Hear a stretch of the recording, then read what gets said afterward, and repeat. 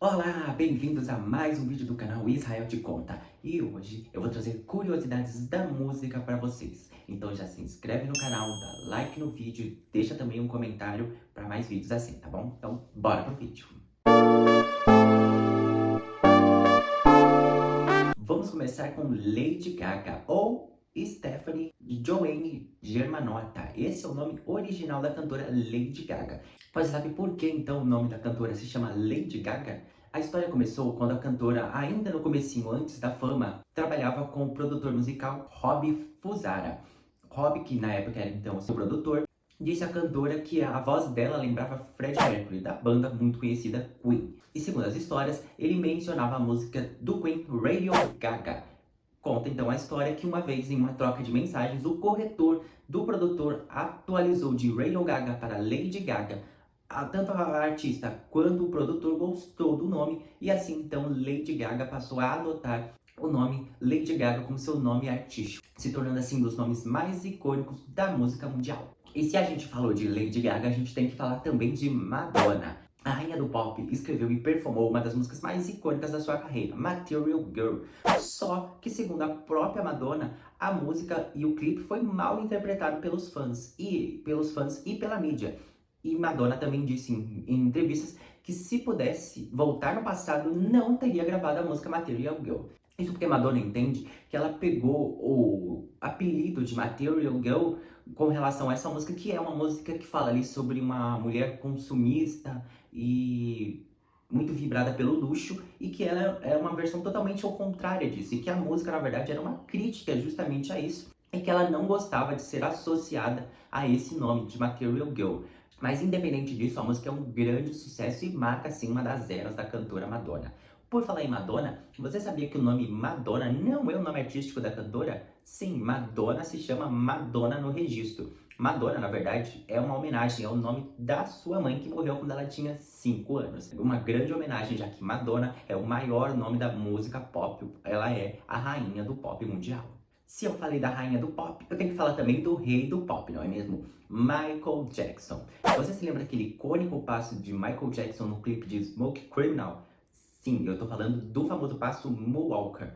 Esse passo foi uma revolução na música e nos clipes. Mas você sabia que na versão do clipe, a inclinada do Michael Jackson e dos seus bailarinos foi realizada por corte de câmera? É isso mesmo. Na época, para dar um maior efeito de inclinação, Michael Jackson e os seus bailarinos utilizaram da pós-produção. Então, jogo de câmera, um ângulo específico para fazer com que a inclinada ficasse cada vez mais cinematográfico. Já nas apresentações ao vivo, tanto Michael quanto os dançarinos utilizavam uma espécie de sapato especial que tinha um corte na parte de baixo, em que eles encaixavam num pino que ficava sobre o palco, o que fazia com que eles conseguissem ter um pouco de equilíbrio maior para fazer a inclinada. Embora, claro, eles precisassem ainda de forças nos joelhos, nas panturrilhas para aguentar a inclinada. Fato esse do sapato criado, que Michael e a sua produção registrou a patente do sapato. Exatamente. Eles entraram então com o pedido de patente da usabilidade do sapato para justamente fazer essa inclinada nesse super passo de dança. Ainda, claro, no cenário musical, mas indo um pouco para a área do cinema, vamos falar de Whitney Houston e o sucesso da música I Will Always Love You. Você sabia que essa música do filme Guarda-Costa e famosa na voz de Whitney Houston, na verdade não foi nem criada por ela, nem escrita? A música, na verdade, ela é uma versão escrita e produzida e interpretada muitos anos antes pela cantora Dolly Parton. Para quem não é muito das antigas e para quem não faz muito do pop mundial, Dolly Parton é uma das maiores artistas do country americano. E ela que escreveu essa música muitos anos antes, acho que 20 anos antes da gravação da Whitney Houston no filme Guarda-Costa. A música não era uma certeza, mas Kevin Costner insistiu na música no filme e que Whitney Houston tanto a interpretasse como fizesse os primeiros versos a capela dentro do filme. Fato esse que levou a música ao estrelato. E anos depois, Dolly Parton ainda se diz muito agradecida por Whitney Houston ter dado a interpretação que deu à música e diz que ainda recebe royalties pela produção da música, que se tornou um dos grandes marcos do cinema mundial e também da música. Já que eu já falei de rei e rainha do pop, que tal a gente falar agora do rei do rock? Elvis Presley, um dos maiores artistas do mundo e conhecido como o rei do rock, nunca realizou uma apresentação internacional, ou quase nenhuma. O cantor se apresentou apenas uma vez fora de território norte-americano, no Canadá, em Toronto. Para isso, todas as apresentações ao vivo que Elvis realizou foi dentro de território americano. O motivo? Seu empresário Tom Parker. Segundo a história, o empresário de Elvis Presley havia imigrado para os Estados Unidos de forma ilegal e devido a isso ele não gostava de sair do território americano. Então, assim ele privou toda uma legião de fãs pelo mundo de ter uma apresentação ao vivo do rei do rock, Elvis Presley. Agora vamos falar da eterna princesinha do pop, Britney Spears. Você se lembra da música Baby One More Time? É claro, né? Uma das músicas mais conhecidas da carreira de Britney Spears quase não foi dela.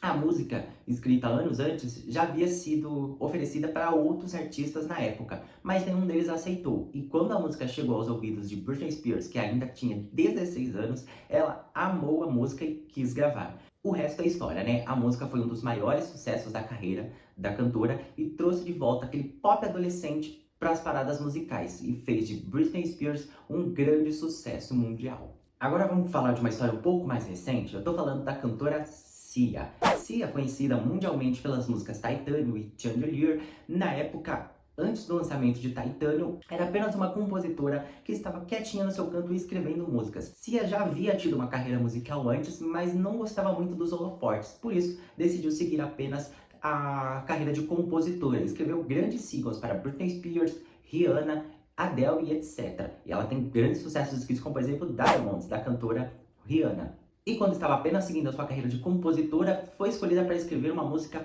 para o DJ David Guetta. A música Titânio seria então escrita por Sia e interpretada por outros artistas, que, segundo algumas fontes, dizem Alicia Keys seria um desses nomes. Mas Sia então escreveu a música e gravou uma demo para David Guetta, para ele ter uma ideia de como seria a base da música e o ritmo.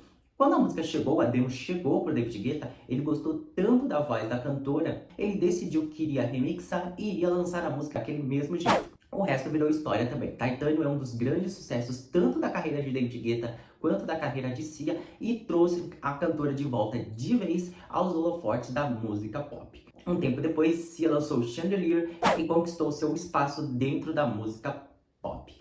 Sia, até hoje, ela não é muito adepta dos palcos, e de apresentações e de holofotes. Tanto que depois disso ela adotou a ideia de não mostrar o rosto, usar uma peruca que cobrisse 90% do seu rosto, deixando apenas os lábios de fora. Só que isso trouxe mais visibilidade à cantora. O fato que a peruca icônica de Sia se tornou marca registrada e guardou o nome da Sia na história da música pop mundial. Para falar agora de outra artista, Katy Perry ou Catherine Hudson. Sim, para quem não sabe, Katy Perry, nascida Catherine Hudson, e ela usou esse nome artístico no seu primeiro álbum. Para quem não sabe, Katy Perry começou na música gospel e lançou seu primeiro álbum intitulado com seu próprio nome, Catherine Kate Hudson. Quando ela fez a transição para a música pop, ela descobriu que já havia uma artista, uma atriz com nome igual Kate Hudson. Foi aí então que Katy Perry decidiu adotar o nome de Katy Perry. Perry é o sobrenome de solteira da sua mãe. O nome ficou icônico e com isso Kate alavancou a sua carreira e se tornou um dos grandes nomes da música pop com um nome que vai ser lembrado para sempre como Katy Perry. Agora, para encerrar, esse é o último, então já lasca o dedo no like aí, se inscreve no canal para não perder os próximos vídeos, tá? Vamos encerrar então agora falando dos Beatles, uma das maiores bandas da história mundial, segundo alguns Beatles mais populares do que Jesus Cristo. Os Beatles, na década de 60, recusaram realizar uma apresentação ao vivo numa importante emissora de TV britânica. Isso porque o grupo já tinha decidido um pouco antes que deixaria de fazer apresentações ao vivo. O motivo? O barulho dos fãs. Os Beatles disseram que os fãs gritavam tanto e cantavam tão alto que eles não conseguiam ouvir os instrumentos musicais. Claro, a gente tem que lembrar que a gente está falando dos anos 60, então outras condições de equipamentos, de áudio, de tudo. E o grupo então decidiu que não faria mais apresentações ao vivo, porque isso prejudicava a apresentação, já que eles não conseguiam ouvir bem, às vezes se perdiam dentro das notas e por causa do barulho dos fãs. Eles decidiram então que focariam naquele ano na gravação e na elaboração do seu novo disco, um dos maiores, Sgt. Pepper's, e então por esse motivo eles decidiram que precisariam desse tempo específico para produzir o álbum e que realizar uma apresentação ao vivo no meio disso poderia quebrar ali o ritmo e a ideia, o ambiente que eles estavam querendo criar para o álbum, e assim eles decidiram que não fariam essa apresentação. Um fato muito importante, já que a partir disso a música voltou mais ao ambiente do estúdio e ali se entendeu que as grandes produções musicais não estavam só nas apresentações, mas também na produção musical dentro do estúdio. É um fato que hoje lidera o mercado fonográfico de música, já que a música produzida dentro do estúdio é a principal forma de música hoje. E aí, qual curiosidade mais impressionou você, hein? Quer uma segunda parte? Deixa aí nos comentários quais nomes você quer que estejam aqui numa segunda parte. Não se esquece de se inscrever no canal, deixar um like no vídeo, ativa o sininho para você não perder nenhum vídeo todos os dias ao meio-dia, tá bom? Me segue em todas as redes e dá uma olhadinha no canal aí, tem vários vídeos bacanas para você assistir, tá bom? Esse foi o vídeo de hoje. Um grande beijo e tchau!